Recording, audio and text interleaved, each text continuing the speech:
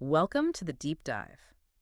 Okay, so you've sent in some really interesting sources this time, all exploring something I think we all grapple with, navigating our feelings, our connections without, getting totally overwhelmed. Absolutely. It's a big one. Yeah. So today we're going to try to untangle the crucial differences between what looks like healthy detachment and those times we might just be building emotional walls, those ice cold walls one source Right, mentions. the defensive kind. Exactly. So the mission is to really get how attachment, detachment, and wall building impact our well-being.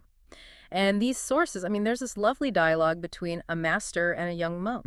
Very insightful. And also this reflection using a caterpillar and a leaf as a metaphor, really thought-provoking stuff. They offer some great perspectives. And it all kind of circles back to that core question, doesn't it? How do I care deeply about things, about people, without being constantly stressed by the fear of loss or, the pain that just comes with change? It really is a central question for living well.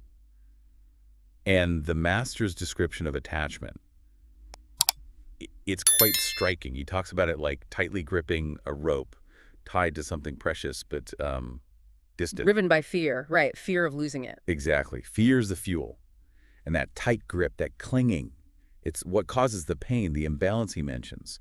It makes us suffer and lose sight of the present. That rope analogy really works. You can almost feel that strain, that feeling of being pulled off balance when the thing you're attached to inevitably shifts or pulls away because, well, everything changes. And that's the trap, isn't it? The fear of what if? What if it changes? What if I lose it? That fear can completely hijack the present moment. Yeah, you end up not really experiencing what you have now because you're so worried about the future. Which naturally leads us to the idea of detachment.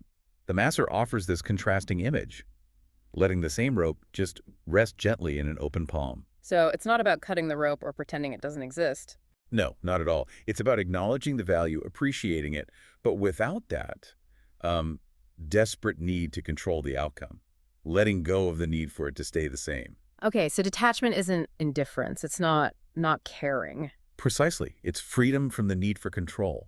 It's actually a position of inner strength, a way to engage with life without being driven purely by anxiety about what might happen. That sounds like it could actually allow for a freer kind of love, maybe.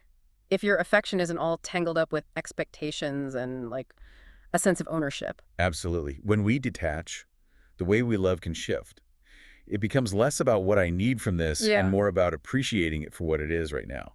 But this is where that potential pitfall comes in the ice-cold wall idea. Right, because I think for a lot of people, hearing detachment immediately triggers this worry like, oh, so I'm supposed to become emotionally numb, build a fortress. And that's such a critical distinction to make.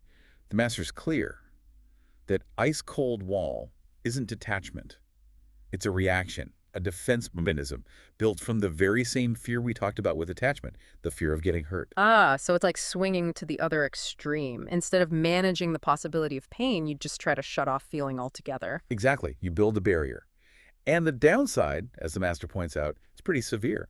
Those walls might feel like they protect you from pain, but they also lock you in. Blocking out joy, connection, growth. All of it. It leads to this kind of numbness, this isolation. It might seem safe for a bit, but ultimately it's a very lonely place. Loving the podcast? Don't miss out. Unlock the full episode with a subscription. Get in touch to subscribe now. Fix your inner world at gmail.com.